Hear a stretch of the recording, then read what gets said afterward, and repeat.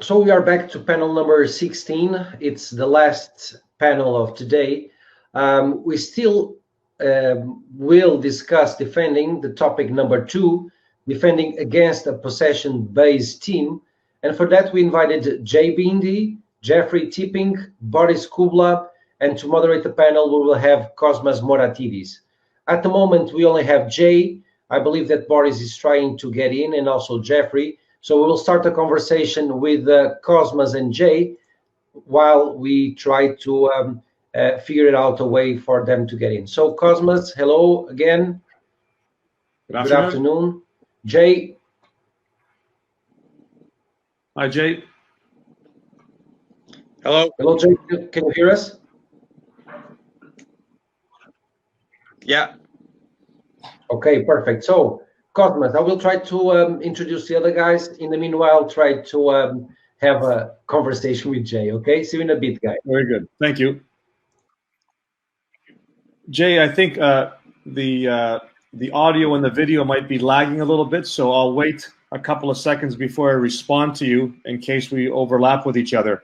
For everyone who's tuning in, Jay, thank you for joining us. Jay works with the Austin Bold FC and has also been involved with the Ottawa Fury as an analyst and an interim coach with the squad. So we welcome his input. And our topic today is how to play against a team that is possession-based. How do you deal with those types of teams, and how do you address them? We might look at topics of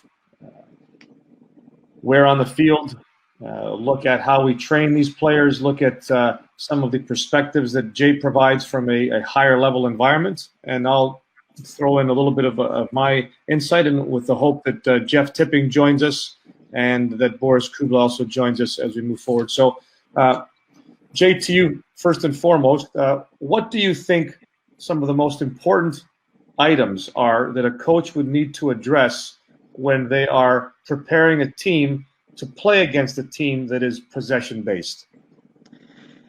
First thing I think that's really important, in my opinion anyways, is to implement the idea in the player's head, to have that mentality that you might not have the ball for 60, 90 seconds, or with chasing around the ball, and you might not even have the ball for 3 minutes. So they have to have a certain level of discipline in not getting too excited and deviating from whatever game plan you've devised, because ultimately you went in the game knowing, or maybe the first 5 minutes told you that you're not going to have a lot of ball in this game, based on maybe if you did analysis of your opposition, or like I said, in the first 5 minutes you just found out that we're not going to have a lot of ball in this game. So I think that's the first main thing, is implementing the mentality and discipline in your player's head that you might not have the ball for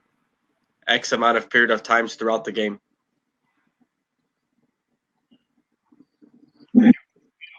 Thank you. What are the things that you see, and I say things, and I'm going to refer to a couple to begin with, and then we can probably branch off from those.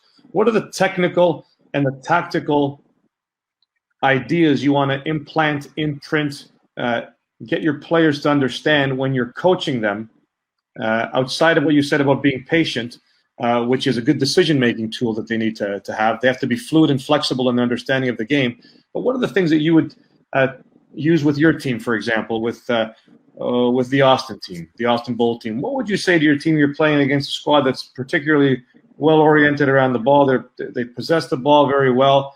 They like to stretch the field as much as they can. What do you tell your team, and how do you prepare them technically and tactically against a team like that?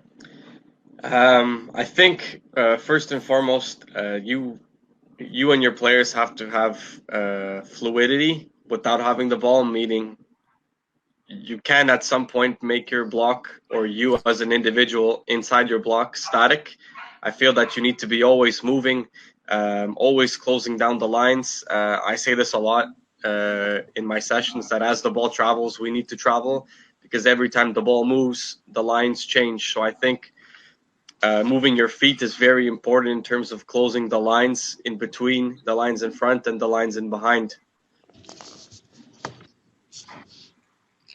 Very good. Thank you. Boris, welcome. Can you hear us? Yeah, I hear you.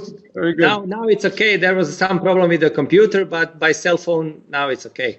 Excellent. So, Boris, we're joined Hi, by Boris. Jay. Jeff Tipping is not on as yet, so it's just the three of us at this point.